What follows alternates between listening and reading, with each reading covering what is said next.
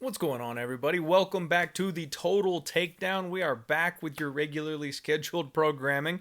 We are talking about UFC Vegas 109, and we're looking at overs and unders. I point out my favorite totals to you on the board, and we see if we can't find another angle to make some cash betting on the UFC this weekend. Hit that like button, get subscribed, and let's get on into the show for you here.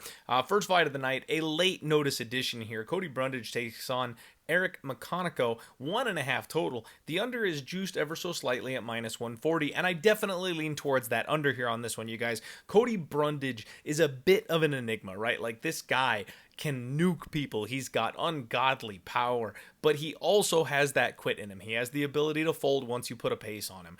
This is an issue with Eric more than anything. Eric is chinny. Eric's been knocked out twice on the regional scene. He got knocked out in his UFC debut just 6 months ago, and it was pretty bad. I mean, it was like a glancing shot that caught him. Now, he was getting tagged by Nursultan Frodzaboev. So I know he's got power, he's got that reach, he's got that length, but the way he stumbled, the way he went flying across the octagon, not a good look, especially when it wasn't a clean shot. If Cody comes out here bold, impassioned by his last couple of fights, the way he's fought pretty well in his last couple of fights, I really think he's only going to have to touch Eric once or twice before he goes down, because Cody does have some serious power. Now, on the flip side of this, if Eric's able to get Cody grappling, if Eric is able to put Cody on his back, pardon me, I got the hiccups apparently again this week. If Cody gets put on his back, we've seen him quit before. We've got Eric Pankanico, who is training out of the lab here in Arizona, and we know he can grapple. We know he's got a good rear naked choke on him. Either way, I do think this is a violent fight, especially with the short notice nature of it. I think somebody probably ends up being a little less prepared than the other, and we get a finish.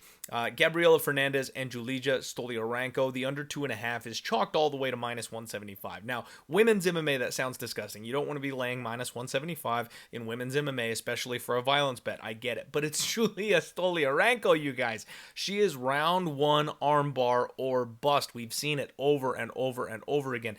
If she doesn't get the round one armbar, she doesn't have another option. Her wrestling is not good enough to get the fight to the ground. Her cardio is not good enough to go a hard 15 minutes, and her striking isn't good enough to hang with somebody who just knocked out Kong Wang. So Julia is either going to get this armbar and she's going to get it early, or she's not going to get it at all. And against someone the caliber of Gabby, I really don't think she's getting that armbar. So I think this is more of a Gabby inside the distance play, but you've got to account for the fact that Julia knows what she's doing with those hips. So under 2.5, minus 175. It sounds gross, but I actually think that's the look here. Earls Medic and Gilbert Urbina is the next fight I want to bring to your attention. Another 1.5. Under 1.5, minus 175, and I think that makes so much sense for this fight as well. Eros Medic is a guy who, much like Cody Brundage, just goes out there and lives and dies by the sword. He's got fast hands, he's got power, he's explosive, he's not the most durable guy. We've seen him get cracked and get caught. He got dropped multiple times in the first round by Matt Semmelsberger. Gilbert Urbina had success in round one up a weight class against a guy like Brian Battle. He's got decent pop in his hands as well when he decides to go. I think this is going to be a car crash. So no matter who wins, I do think it's Uros who ends up getting the knockout, but I do think Gilbert, fighting for his life out there, could chin someone like Uros, who used to fight at 155 pounds. So under 1.5, minus 175 there as well. The theme this week, you guys, apparently is violence. I talked last week about the anti-violence. We didn't have a total show, but on the podcast, I talked about the anti-violence last week, and I was right about a lot of those. I think this is the opposite. We got a bunch of bums. We got a bunch of squash matches. This one's going to be finishes all day, and I think most of them come early. Elijah Smith and Toshiomi Kazama, another 1.5 under, minus 140 on this one. I'm surprised it's only minus 140 because Kazama is a guy who runs face first into his opponent's fists. He wants to bully you. He wants to crack you with big power shots. He wants to drag you to the ground. He wants to just violently assault you and find a finish as quickly as humanly possible. This guy does not get paid by the hour. So Elijah Smith is going to have to go out there and turn up. He's going to have to meet fire with fire. If Elijah Smith is not ready for the onslaught coming his way with Kazama, he probably gets finished, you guys. He's a very young kid, very light on experience, brand new to the UFC level. He should win this fight, don't get me wrong, and that's the thing. If he's able to weather that early storm, if he's able to find his way in that chaos, I actually think Elijah Smith cracks Kazama and puts him out. I think it's Elijah Smith by knockout, but much like Julius Stoliarenko, you've got to account for the fact that Kazama has already played spoiler once before in his UFC run. If you give this guy an inch, he will take a mile. He can finish a young unsuspecting kid like Elijah Smith. So under 1.5, minus 140. Julius Walker and Hafale Sakara is the one I want to talk to you guys about here because this is a nasty number. Under 1.5 is minus 270. But it makes sense. I really feel like this fight is going to be over in a hurry. Now, Julius Walker, you guys know I'm Team Juicebox. That's our boy. He's going to come out here and look to take Sakara to the mat, look to pound his face through the floor, and it's just a matter of getting inside that distance without getting caught. So I think this is more Julius Walker inside the distance than anything, but you've got to account for the spinning shit. You've got to account for the flying knees. There's always that crazy chance that Sakara does pull something off, and like everybody else I've listed so far today, if it's going to happen, it's going to happen early. So Sakara round 1, otherwise Julius, and I do think it happens quickly because Sakara is going to find out real quick. He's in deep waters if he doesn't get that finish. So under 1.5, minus 270, gross number, but I absolutely think it's in play here. The next couple of fights, guys, I really don't have a whole lot to comment on. They're kind of your more normal standard totals and fights that could go either way, fights that probably go the distance, so I'm not going to spend a ton of time on those. I do want to talk about the main event ever so briefly here. Steve Ersig and Ode Osborne. This is a catch weight. They're moving up to bantamweight because of the short notice nature here. Ode Osborne filling in on short notice is never a good thing.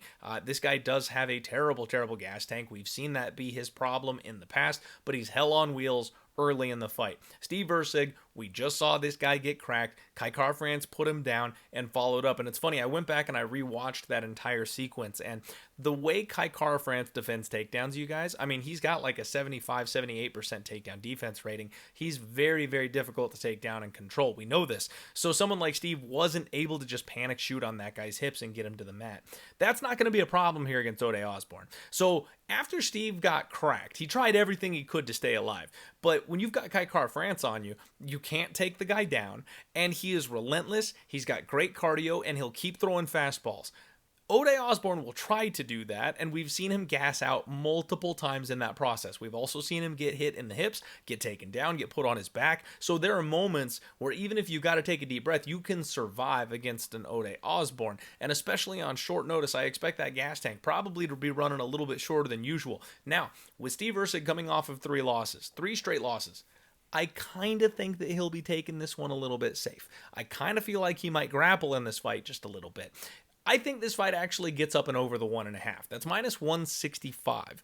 Sounds terrifying, but technically speaking, these are 125ers that are fighting up at 135 pounds. They're just not cutting as much weight. So without cutting as much weight, I feel like the gas tanks are probably a little bit improved. The cardio maybe a little bit improved. The short notice thing for Ode obviously not going to help, but not going to help in the long run. In the short run, it could help a little bit. So if we get a slow-paced kickboxing fight, if we get a grappling match, I think we could get into the second round. And if we get to the second round, we probably get to the end of it.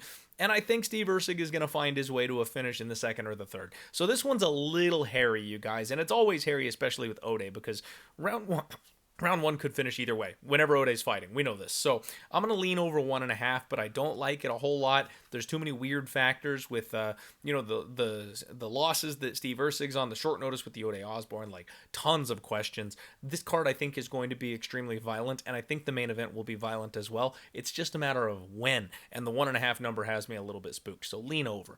That's the total takedown, you guys. Let me know your favorite total on this card here. Hit that like and subscribe button, please, and we'll see you for Hot Props in just a minute.